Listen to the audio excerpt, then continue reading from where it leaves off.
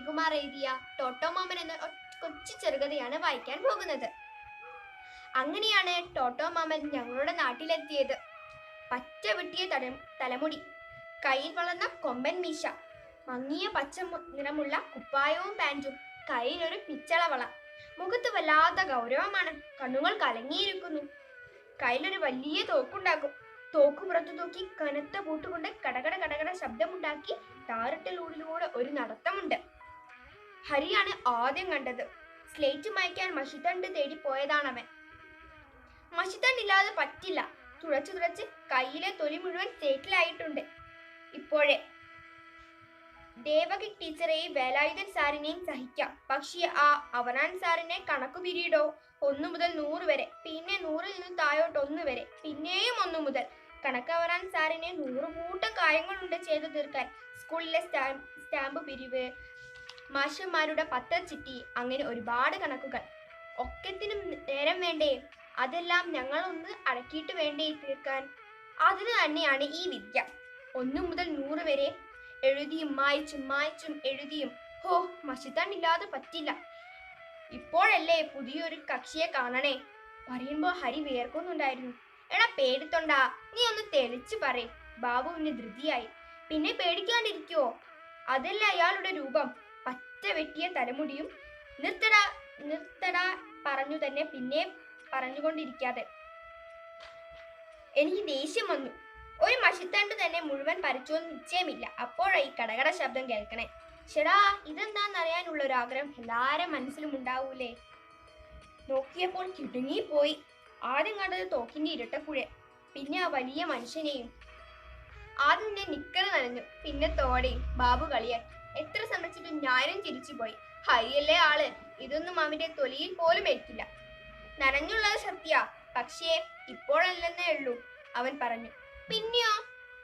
മഷിത്തണ്ട് പിടിച്ച് പമ്മി ഇരിക്കുമ്പോഴാണ് അയാളെ കണ്ടത്. തോക്കും കൊമ്പും മീശയും കലങ്ങി മറിഞ്ഞ കണ്ണുകളും. സാക്ഷാൽ വീരപ്പനാണെന്നാണ് ആദ്യം കരുതിയത്. അപ്പോഴാണ് താൻ പേടിച്ച് നിക്കറിൽ മൂത്രമൊഴിച്ചെന്ന് ഹരി. പോയി പേടിത്തൊണ്ട്, ഞാൻ കളിയാക്കി. നിക്കർ മുള്ളി, ബാബു പറഞ്ഞു. അതു ശരി, ഞാനായതുകൊണ്ട് ഇത്രയേ ഉള്ളൂ. നിങ്ങളേറ്റോ ആണേർന്നു എന്നാലിപ്പോ 1, 2 ഒന്നിച്ചു കഴിഞ്ഞേനെ. ഹരിയുണ്ടോ വിട്ടുകൊടുക്കുന്നു. എന്നിട്ടോ ബാക്കി കേൾക്കാൻ എനിക്ക് തിടുക്കമായി. എന്നിട്ടെന്താവാനാ? ആ വീരപ്പൻ തോക്കെടുത്ത് എന്റെ നേരെ ചൂണ്ടിട്ട് പറഞ്ഞു, ജീവൻ വേണേ ഓടടാ. ഹരി അപ്പോഴും കിതയ്ക്കുന്നുണ്ടായിരുന്നു. നീ എന്താ ചെയ്തേ? ബാബു ചോദിച്ചു. ഞാൻ ഓടുവോ പറക്കോ ഒക്കെ ചെയ്തു. എങ്ങനെയൊക്കെയോ വീട്ടിലെത്തിയപ്പോഴുള്ള ശ്വാസം നേരെ വീണെന്നു മാത്രമേ എനിക്ക് ഓർമ്മയുള്ളൂ. എനിക്കും ചെറിയ പേടി തോന്നാതിരുന്നില്ല. എന്നിട്ടിപ്പോ ആ വീരപ്പൻ എവിടെയാണല്ലേ? ബാബു നെഞ്ചു വിരിച്ച് ഗമയിൽ ചോദിച്ചു. അറിഞ്ഞിട്ടിപ്പോ എന്തിനാ? നീ പോയി പിടിക്കോ അയാളെ? ഹരി തെല്ല് ദേഷ്യത്തോടെ അന്വേഷിച്ചു. എവിടെയെന്നറിഞ്ഞാ പിന്നെ വഴിക്ക് പോണ്ടല്ലോ എന്ന് ആലോചിച്ചിട്ടാ, വളിച്ച ചിരിയോടെ ബാബു പറഞ്ഞു. പോയി. ഞാനും ഹരിയും ഉറക്കെ കൂവി. ബാബു ആണെങ്കിൽ നാണം കൊണ്ട് കൂനിക്കുനിഞ്ഞ് കൂനും വന്നു. മധുരനെല്ലി. നിറയെ മധുരമുള്ള പഴങ്ങളുമായി നെല്ലിമല നിൽക്കുന്നു. ആ തത്തയാണ് ആദ്യം അത് കണ്ടുപിടിച്ചത്. അവൾ അത്യധികം ആഹ്ലാദത്തോടെ എല്ലാവരെയും അറിയിച്ചു. മൈനയും കാക്കയും കുരുവിയും അണ്ണാനും എല്ലാവരും, കുഞ്ഞുകുട്ടികളും ഒക്കെയായി യാത്ര തിരിച്ചു. തത്തമ്മയാണ് വഴികാട്ടിയായി മുൻപേ, പുറകെ എല്ലാവരും ഘോഷയാത്ര പോലെ. അങ്ങനെ അവർ നെല്ലിമരത്തിന്റെ അടുത്ത് ചെന്നു. എല്ലാവർക്കും ദൂരെ നിൽക്കുമ്പോഴെ കൊതിയൂറി. അത്രയ്ക്കും ചന്തമുള്ള പഴങ്ങളായിരുന്നു നെല്ലിമര നിറയെ. അവർ അടുത്തു ചെന്നതും ഓരോരുത്തരായി കയറി പഴം തിന്നുവാൻ തുടങ്ങി. ഇത്രയും മധുരമുള്ള പഴം അവർ ഇതുവരെ തിന്നിട്ടില്ലായിരുന്നു. ഒരു നിമിഷം അതാ ഉച്ചത്തിൽ ദേഷ്യം പിടിച്ച് നെല്ലിമരം ചോദിക്കുന്നു. നിർത്തൂ, നിങ്ങൾ ആരോട് ചോദിച്ചിട്ടാണ് ഇങ്ങനെ വന്ന് ഈ പഴങ്ങളെല്ലാം അകത്താക്കുന്നത്? ഞങ്ങൾ ആരോടും ചോദിച്ചില്ല, അവർ ഒരുമിച്ച് തന്നെ ഉത്തരവും പറഞ്ഞു. ഇത് ഞങ്ങൾക്കും അവകാശപ്പെട്ടതല്ലേ, അതിനാരോടും ചോദിക്കണമെന്ന് തോന്നിയില്ല. നെല്ലിമരത്തിന് ദേഷ്യം സഹിക്കാനായില്ല. അവൾ പറഞ്ഞു, എൻ്റെ പഴങ്ങൾ പറിക്കുവാൻ ഞാൻ ആരെയും അനുവദിക്കുന്നതല്ല. അവൾ ആകെ ഒന്ന് കുലുങ്ങി. പഴുത്ത പഴങ്ങളെല്ലാം താഴെ വീണു. പക്ഷികളെല്ലാം പറന്നു വന്നു. അണ്ണാനും ഓടി രക്ഷപ്പെട്ടു. അവർ പ്രകൃതി ദേവിയോട് സങ്കടം പറഞ്ഞു. പ്രകൃതി ദേവി ഒരു പക്ഷിയുടെ രൂപത്തിൽ നെല്ലിമരത്തിൽ ചെന്നിരുന്നു. അപ്പോൾ നെല്ലിമരം പതിവ് പല്ലവി ആവർത്തിച്ചു. അതിൽ ദേഷ്യം വന്ന പ്രകൃതി ദേവി ശപിച്ചു. മറ്റുള്ളവർക്ക് ഉപകാരമില്ലാത്ത നിന്റെ ഈ കായകളെല്ലാം കൈപ്പേറിയതാവട്ടെ. നെല്ലിമരത്തിന് തനിക്ക് വന്ന അപകടത്തിന്റെ ആഴം മനസ്സിലായി. അവൾ ഇല പൊളിച്ച് കരയാൻ തുടങ്ങി. ശാപമോക്ഷത്തിനായി പ്രകൃതി ദേവിയോട് കരഞ്ഞു പറഞ്ഞു. മനസ്സലിഞ്ഞ പ്രകൃതി ദേവി ശാപമോക്ഷം നൽകി പറഞ്ഞു, നിന്റെ അഹങ്കാരത്തിന്റെ അടയാളമായി ആദ്യം കയ്പും പിന്നീട് മധുരവും ആകും. അങ്ങനെ നെല്ലിക്കയ്ക്ക് ആദ്യം കയ്പും പിന്നീട് മധുരവും ആയി. നമസ്കാരം. വിക്ടർ ഹ്യൂഗോയുടെ പാവങ്ങൾ എന്ന പുസ്തകത്തെ ആസ്പദമാക്കി ജോർജ് ഉമ്മട്ടി എഴുതിയ ജീൻവാ ജീൻ എന്ന പുസ്തകമാണ് ഞാൻ ഇന്നിവിടെ നിങ്ങൾക്ക് മുന്നിൽ വായിച്ച് കേൾപ്പിക്കാൻ പോകുന്നത്. ഞാൻ വായിച്ചതിൽ വെച്ച് എനിക്ക് ഏറ്റവും ഇഷ്ടപ്പെട്ട ഒരു പുസ്തകം കൂടിയാണ് ജീൻവാ ജീൻ. അപ്പോൾ നമുക്ക് കഥയിലേക്ക് പോവാം അല്ലേ? ഒരു ഭീകരൻ. ഒക്ടോബർ മാസത്തിലെ ഒരു ദിവസം. സമയം സന്ധ്യയ്ക്ക് 5 മണി.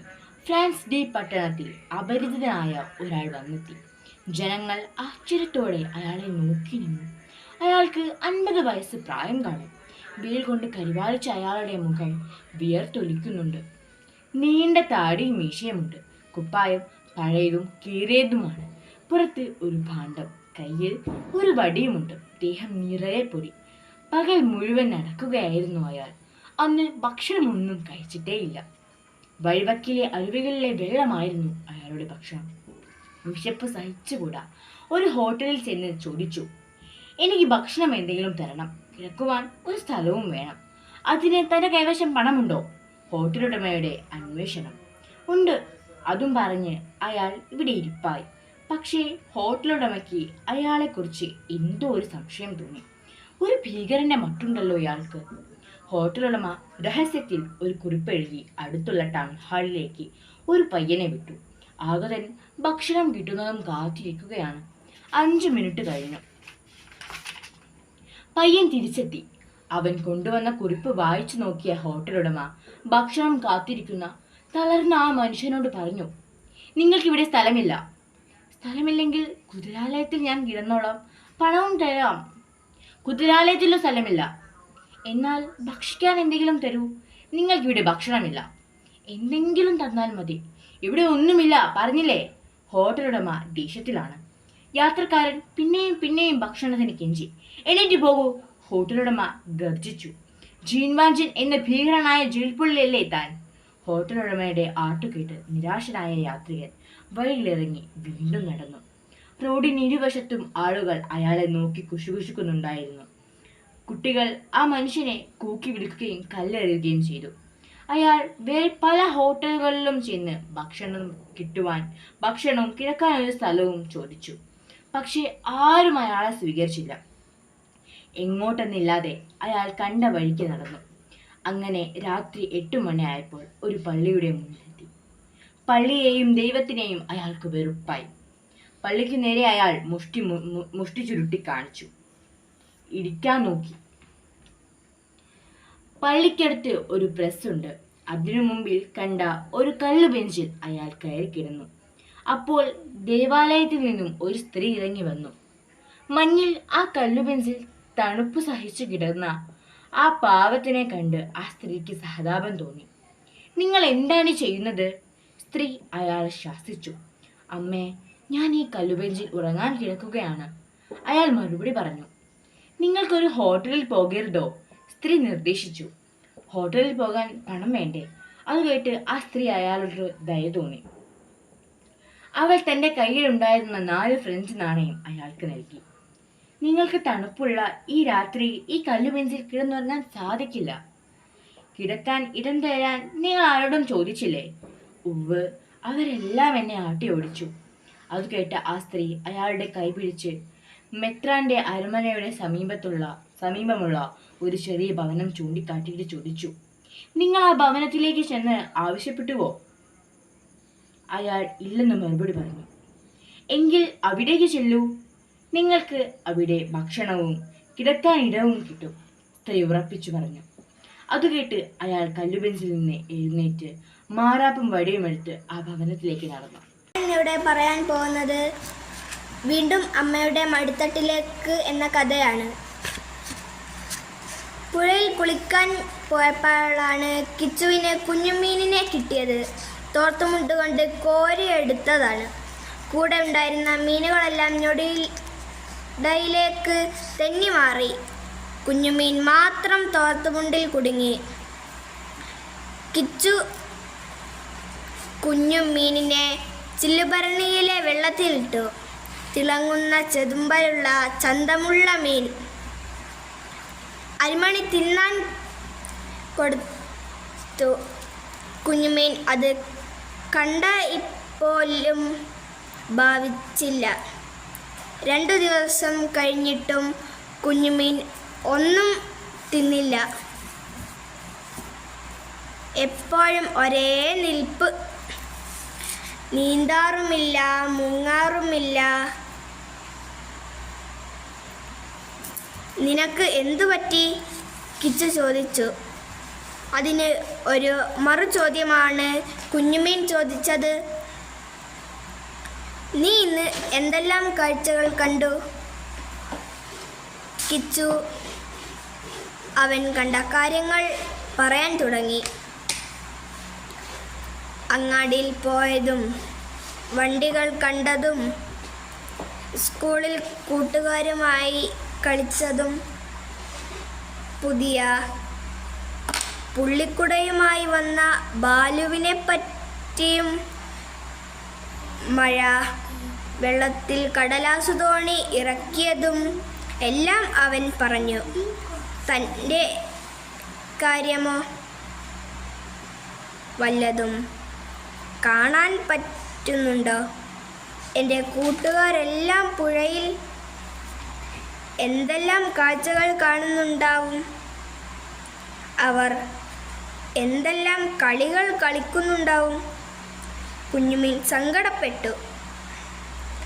കിച്ചുവിനും അത് കേട്ട് സങ്കടമായി. അവൻ ചില്ലുഭരണിയെടുത്ത് പുഴക്കത്തേക്ക് നടന്നു. കൂട്ടുകാരെ, എല്ലാവർക്കും നമസ്കാരം. ഞാൻ ഇവിടെ പറയാൻ പോകുന്നത് ഒരു മന്ത്രവാദിയുടെ കഥയാണ്. ഒരിടത്തൊരു രാജാവ് ഉണ്ടായിരുന്നു. നാട്ടിലെ രാജാവല്ല, കാട്ടിലെ രാജാവ്. അദ്ദേഹം ഭരിച്ചിരുന്നതോ കാട്ടിലെ മൃഗങ്ങളെയും. 2 പെൺമക്കളായിരുന്നു രാജാവിന്. വിവാഹപ്രായമായപ്പോൾ അദ്ദേഹം തന്നെ മൃഗങ്ങളോട് പറഞ്ഞു, പോയി നല്ല ചെറുപ്പക്കാരനെ കണ്ടുപിടിക്കാൻ. മൃഗങ്ങൾ നാദാദിക്കിലേക്കും പോയി. കൂട്ടത്തിൽ ഒരു കാട്ടുപന്നി ദൂരെയുള്ളൊരു ഗ്രാമത്തിലെ കൃഷി മുഴുവൻ നശിപ്പിച്ചു. അപ്പോൾ ഗ്രാമത്തിലെ സുന്ദരനും ധീരനുമായ ഒരു യുവാവ് ഒരു കുന്തവുമായി ഒരു കാട്ടുപന്നിയെ എതിരിട്ടു. അത് മുറിവേറ്റ് തിരിച്ചോടി കാട്ടിലെ തൻ്റെ ഗുഹയിൽ കയറി ഒളിച്ചു. പുറകെ കയറാൻ പോയ യുവാവിനെ കാട്ടിലെ രാജാവ് തടുത്തു. എന്നിട്ട് പറഞ്ഞു, തൻ്റെ കാട്ടുപന്നിയെ മുറിവേൽപ്പിച്ചതിന് മാപ്പ് വേണമെങ്കിൽ തൻ്റെ ഒരു മകളെ വിവാഹം കഴിക്കണം. അദ്ദേഹം പെൺമക്കളെ വിളിപ്പിച്ചു. ഒരാൾ കണ്ടാൻ ഭംഗിയില്ലാത്തവളും പക്ഷെ ഒട്ടനവധി ആഭരണങ്ങളുള്ളവളും, മറ്റേ പെൺകുട്ടി അതിസുന്ദരിയും പക്ഷേ കീറിപ്പൊളിഞ്ഞ വസ്ത്രം ധരിച്ചവളുമായിരുന്നു. യുവാവ് സുന്ദരിയെ കല്യാണം കഴിച്ചു. അവളുടെ കീറിയ വസ്ത്രങ്ങൾ ആരും കാണാതിരിക്കാൻ അവളെ ഒരു കുട്ടയിലാക്കി വീട്ടിലേക്ക് പുറപ്പെട്ടു. വഴിക്ക് വെച്ച് ഒരു മന്ത്രവാദിനി യുവാവിനെ കണ്ട് ഇഷ്ടം തോന്നി പുറകെ കൂടി. യുവാവ് വീട്ടുമുറ്റത്ത് കയറി വധുവിനെ എതിരേൽക്കാൻ വീട്ടുകാരെയും നാട്ടുകാരെയും വിളിക്കാൻ പോയി. ആ തക്കത്തിന് മന്ത്രവാദിനി സുന്ദരിയുടെ കൈയും കാലും കെട്ടി പുഴയിൽ കൊണ്ടിട്ടു. എന്നിട്ടു കുട്ടയ്ക്കകത്തു കയറി യുവാവ് വന്നു കുട്ട തുറന്നു. തൻ്റെ വധുവിനെ കാണിച്ചപ്പോൾ നാട്ടുകാർ ചിരിച്ചു. ഒരു കിഴവി യുവാവ് ഞെട്ടിപ്പോയി. ഇതെൻ്റെ ഭാര്യയല്ല എന്നയാൾ പറഞ്ഞിട്ടും നാട്ടുകാർ സമ്മതിച്ചില്ല. അങ്ങനെ മന്ത്രവാദിനി അയാളുടെ വീട്ടിൽ താമസമാക്കി. പുഴയിൽ കൊണ്ടിട്ട യുവതി ഒരു ഓറഞ്ചു മരമായി. ഒരു ദിവസം യുവാവ് ഓറഞ്ച് പറിച്ച് ആ കുട്ടയിൽ കൊണ്ടുവന്ന് അടച്ചു വെച്ചു. പിറ്റേ ദിവസം പണിക്ക് പോയി വന്നപ്പോൾ തൻ്റെ കിടക്ക വിരിച്ച് പൂക്കൾ വിതറിയിട്ടിരിക്കുന്നു. മന്ത്രവാദിനിയുടെ കിടക്കയിൽ ചെളി വാരി വിതച്ചിരിക്കുന്നു. ഇതു 2 ദിവസം ആവർത്തിച്ചപ്പോൾ അയാൾ ഒളിച്ചിരുന്നു. അപ്പോൾ താൻ വിവാഹം കഴിച്ച പെൺകുട്ടിയാണ് കുട്ടയിൽ നിന്നും പുറത്തു വന്ന് ഇത് ചെയ്യുന്നതെന്ന് കണ്ടു. പെൺകുട്ടി അയാളോട് ഉണ്ടായതൊക്കെ പറഞ്ഞു. മന്ത്രവാദിനി വന്നപ്പോൾ അച്ഛനെ കാണാൻ കുട്ടയിലിരുത്തി കൊണ്ടുപോകാമെന്ന് പറഞ്ഞ് അയാൾ മന്ത്രവാദിയെ പുഴയിൽ കൊണ്ടിട്ടു. എന്നിട്ട് തൻ്റെ ഭാര്യയുമൊത്ത് സുഖമായി താമസിച്ചു. എല്ലാവർക്കും നമസ്കാരം. ഞാൻ ഇന്നിവിടെ വായിക്കാൻ വേണ്ടി പോകുന്ന പുസ്തകത്തിൻ്റെ പേരാണ് മലയുടെ ചിരി. ഈ പുസ്തകം എഴുതി കല്ലൂർ ഉണ്ണികൃഷ്ണനാണ്. എറണാകുളം ജില്ലയിലെ കല്ലൂരിലാണ് ഇദ്ദേഹം ജനിച്ചത്. പഠനകാലത്ത് അഖില കേരളാടിസ്ഥാനത്തിൽ നടത്തിയ കഥ ലേഖന മത്സരങ്ങളിൽ നിരവധി സമ്മാനങ്ങൾ കരസ്ഥമാക്കിയിട്ടുണ്ട്. ബാലസാഹിത്യ ശാഖയിൽ പ്രശസ്തനാണ് കല്ലൂർ ഉണ്ണികൃഷ്ണൻ. ഉണ്ണിക്കഥകൾ, പോസ്റ്റ് ഓഫീസ്, ബീർബൽ കഥകൾ, പോരാജ കഥകൾ, സ്വരോപദേശ കഥകൾ, നസ്രുദ്ദീൻ മുല്ല കഥകൾ, വായാട്ടി വല്യമ്മ, പാവപ്പെട്ട് എന്നീ കഥകളൊക്കെ കല്ലൂർ ഉണ്ണികൃഷ്ണനാണ് എഴുതിയിരിക്കുന്നത്. അദ്ദേഹം എഴുതിയ പല നോവലുകളും ബാലസാഹിത്യ കഥയാണ്. ഈ പുസ്തകത്തിലെ പരീക്ഷണം എന്ന ഭാഗമാണ് ഞാൻ ഇവിടെ വായിക്കുന്നത്. പരീക്ഷണം. പണ്ടൊരിക്കൽ ചൈനയിൽ 5 കർഷകരുണ്ടായിരുന്നു. അവർ ഒരുമിച്ച് ഒരു യാത്ര പോയി. കുറേ ദൂരം സഞ്ചരിച്ചു കഴിഞ്ഞപ്പോൾ കൊടുങ്കാറ്റും ഇടിമിന്നലും ഉണ്ടായി. അവർ പേടിച്ച് വിറച്ച് ഇടിഞ്ഞു പൊളിഞ്ഞ ഒരു കെട്ടിടത്തിനുള്ളിൽ കയറി നിന്നു. ഇടിമിന്നലും കാറ്റും കൂടുതൽ ശക്തമായി അവർക്കരികിലേക്ക് കടന്നു വന്നു. മിന്നൽ പിണരുകൾ കെട്ടിടത്തിന് ചുറ്റും പാഞ്ഞു. പ്രകൃതി പെട്ടെന്ന് ക്ഷോഭിച്ചതിന് എന്തോ കാരണമുണ്ടെന്ന് അവർ കരുതി. തങ്ങൾക്കിടയിൽ ഒരു പാപ്പിയുണ്ടെന്ന് തീർച്ച പ്രായമേറിയ കർഷകൻ പറഞ്ഞു. എങ്കിൽ അവനെ കണ്ടുപിടിക്കണം. മറ്റൊരു കർഷകൻ പറഞ്ഞു, നമുക്കൊരു പരീക്ഷണം നടത്തിയാലോ? അതെന്തിനാ? പക്ഷേ എന്ത് പരീക്ഷണം?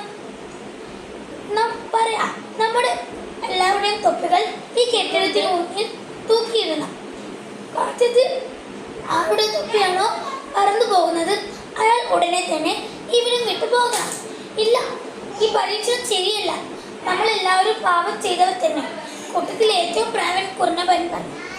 അവന്റെ പുലമ്പലാണ്, നമുക്കത് കാര്യമാക്കേണ്ടതില്ല.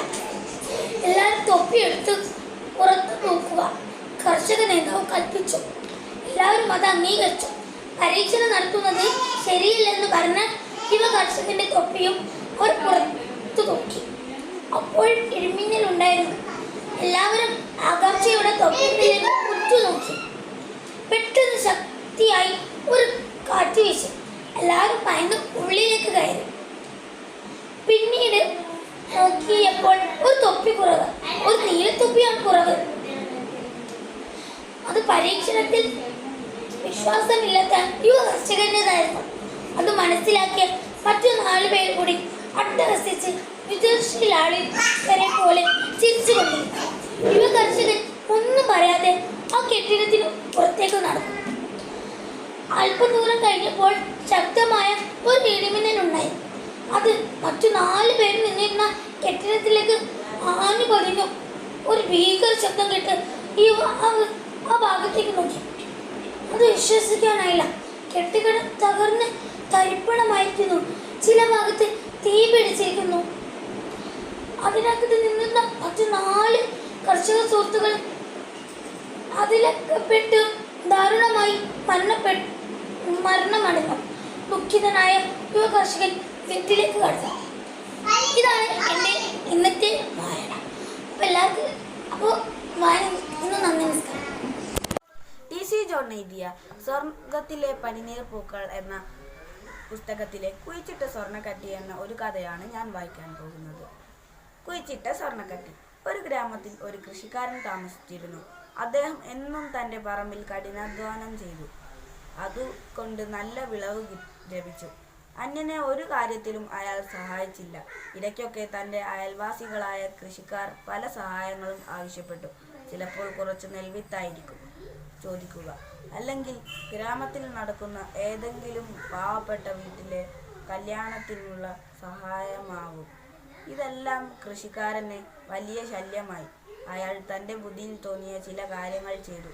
തൻ്റെ കൃഷിനിലങ്ങൾ വിറ്റു. അതുകൊണ്ട് അയാൾ കുറേ സ്വർണ്ണക്കട്ടികൾ വാങ്ങി. മറ്റാരും കാണാതെ വീടിനോട് ചേർന്നുള്ള തോട്ടത്തിൻ്റെ നടുക്ക് അതെല്ലാം കുഴിച്ചിട്ടു.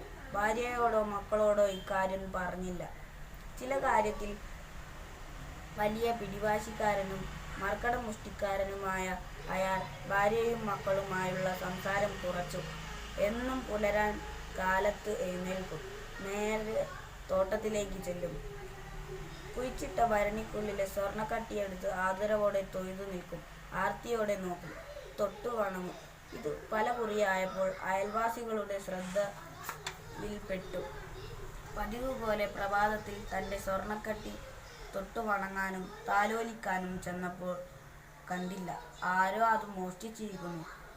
ശൂന്യമായ ഭരണിപാത്രം കണ്ടു. കൃഷിക്കാരൻ വലിയ ശബ്ദത്തിൽ പൊട്ടിക്കരഞ്ഞു. ഇത് കേട്ട് സമീപവാസികളും മക്കളും ഭാര്യയുമെല്ലാം അടുത്തെത്തി. അവർക്കാർക്കും അയാളെ സമാധാനിപ്പിക്കാൻ കഴിഞ്ഞില്ല.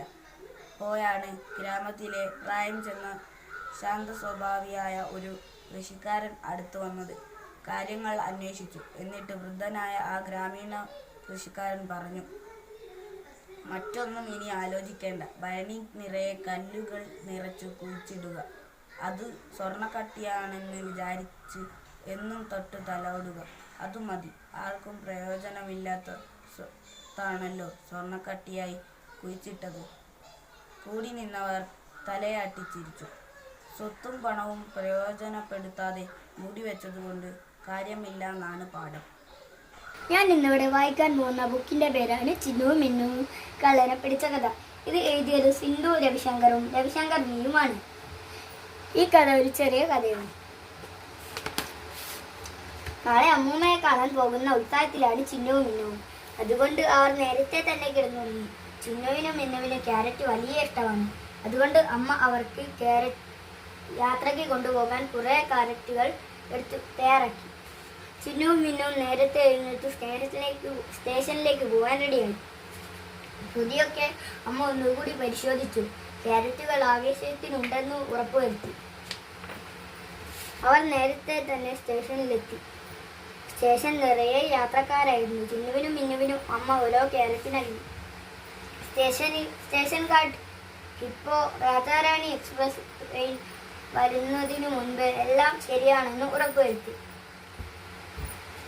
പെട്ടെന്ന് അന്തരീക്ഷം ശബ്ദരീതമായി. എല്ലാം കണ്ണുകളും ഗേറ്റിലേക്ക് നീണ്ടു. വലിയൊരു കാർ വന്നു നിന്നു.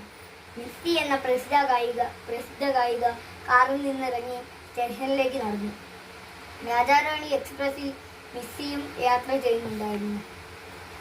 മിസ്സിയെ അടുത്തു കാണാൻ ചിന്നുവും മിന്നുവും ഗേറ്റിന്റെ അടുത്തേക്ക് ചെന്നു. മിസ്സി സ്റ്റേഷനിലെത്തിയ ഉടനെ പെട്ടെന്ന് അതാ ഒരാൾ ചാടി വീണു. ബാങ് എന്ന കൊള്ളക്കാരനായിരുന്നു അത്. ബാങ് അരയിൽ നിന്ന് തോക്കെടുത്ത് അവർക്ക് നേരെ ചൂണ്ടി. എല്ലാവരും ഭയചകിതരായി. മിസ്സി പേടിച്ച് നിലവിളിച്ചു. കൊള്ളത്തലവൻ മിസ്സിയുടെ നെക്ലേസ് പൊട്ടിച്ചെടുത്ത് ആൾക്കാർക്കിടയിലേക്ക് ഓടി. ചിന്നുവും മിന്നുവും പരസ്പരം നോക്കി. രണ്ടു പേർക്കും ഉള്ളിൽ ഒരാശയം തോന്നി. അവർ കൊള്ളക്കാരൻ്റെ കാലു നോക്കി ക്യാരറ്റ് വലിച്ചെറിഞ്ഞു. അയാൾ അതിൽ തട്ടി നിലത്ത് വീണു. തോക്ക് തെറിച്ചുപോയി. ചിന്നുവും മിന്നുവും നെക്ലേസ് എടുത്ത് മിസ്സിക്ക് നൽകി. മിസ്സി അവരോട് നന്ദി പറഞ്ഞു. ഷിപ്പോ ബാങ്ങിനെ വരിഞ്ഞു മുറുക്കി കെട്ടി. എല്ലാവരും ആഹ്ലാദത്തിലായി. ചിന്നുവിനും മിന്നുവിനും എന്താണ് വേണ്ടതെന്ന് മിസ്സി തിരുത്തി. ക്യാരറ്റ് മാത്രം മതിയെന്ന് അവർ പറഞ്ഞു. ഉടനെ മിസ്സി ഒരു വലിയ പെട്ടി നിറയെ ക്യാരറ്റ് വരിച്ചു. മിന്നുവിനും നൽകി. അവർക്ക് വളരെ സന്തോഷമായി. രാജാറാണി എക്സ്പ്രസ് ചൂളം വിളിച്ചു വന്നു. ചിന്നുവും മിന്നുവും അമ്മയും മിസ്സിയും എല്ലാവരും ചേർന്നിരുന്നു. അവർ അമ്മൂമ്മയെ കാണാൻ യാത്രയായി. ഇതോടെ കഥ അവസാനിച്ചു. നന്ദി, നമസ്കാരം. ഇന്ന് ഞാൻ ചാച്ചാജി കഥകൾ എന്ന പുസ്തകത്തിലെ സഹൃദയൻ എന്ന കഥയാണ് വായിക്കാൻ പോകുന്നത്. ബാലലോകത്തിന് പ്രിയങ്കരനായിരുന്നു ചാച്ച നെഹ്റു. അദ്ദേഹത്തിനെ കുട്ടികൾ തങ്ങളുടെ ഒറ്റ കളിത്തോയനായി കരുതിപ്പോന്നു. കുട്ടികളോടുള്ള അദ്ദേഹത്തിൻ്റെ അദ്ഭുതമായ ബന്ധത്തിൽ ഓർമ്മിക്കാനല്ലോ നമ്മൾ എല്ലാ വർഷവും നവംബർ 14 ശിശുദിനമായി ആചരിക്കുന്നത്. ഒരിക്കൽ ദില്ലിയിൽ കൊച്ചു കുട്ടികളുമായി തമാശ പറഞ്ഞുകൊണ്ടിരിക്കുന്നതിനിടയിൽ കുസൃതിയായ ഒരു ബാലൻ ചാച്ചാജിയോട് ചോദിച്ചു, ചാച്ചാജി, അങ്ങ് ആനകളെയും പുലികളെയും ഒക്കെ മറ്റു രാജ്യങ്ങളിലേക്ക് അയക്കുന്നുണ്ടല്ലോ, ഞങ്ങളെയും അങ്ങനെ അയച്ചുകൂടെ? ഉടൻ പണ്ഡിജിയുടെ മറുപടി, ഓഹോ, വിരോധമില്ല. പക്ഷേ മൃഗങ്ങളെപ്പോലെ നിങ്ങൾ മൃഗശാലയിൽ കൂടുകളിൽ അടിച്ചു സമ്മതമാണല്ലോ. അത് കേട്ടപ്പോൾ കുസൃതി ചോദ്യം ചോദിച്ച ആ ബാലൻ വല്ലാതെയായി. മറ്റൊരിക്കൽ മിടുക്കിയായ ഒരു പെൺകുട്ടി ചോദിച്ചു, പണ്ഡിറ്റ്ജി, ആൺകുട്ടികളെയാണോ പെൺകുട്ടികളെയാണോ അങ്ങേക്ക് കൂടുതൽ ഇഷ്ടം? ചാച്ചാജി വിഷമത്തിലായി. ഒരു നിമിഷം ആ നെറ്റി ചുളിഞ്ഞു. പിന്നെ ചിരിച്ചുകൊണ്ട് അദ്ദേഹം അറിയിച്ചു, ഇവിടെ ഇപ്പോൾ ഭൂരിഭാഗം പെൺകുട്ടികളാണ്. അതുകൊണ്ട് ഞാൻ പറയുന്നു, എനിക്ക് പെൺകുട്ടികളെയാണ് കൂടുതൽ ഇഷ്ടം. ഇത് കേട്ട് കുട്ടികളെല്ലാം പൊട്ടിച്ചിരിച്ചു.